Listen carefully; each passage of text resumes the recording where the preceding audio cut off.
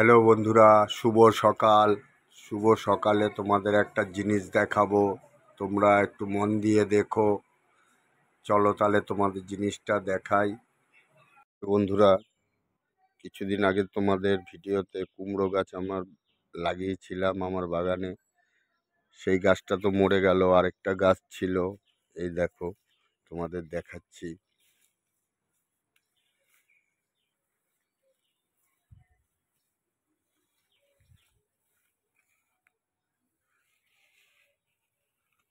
এই যে তোমরা দেখতে পাচ্ছ,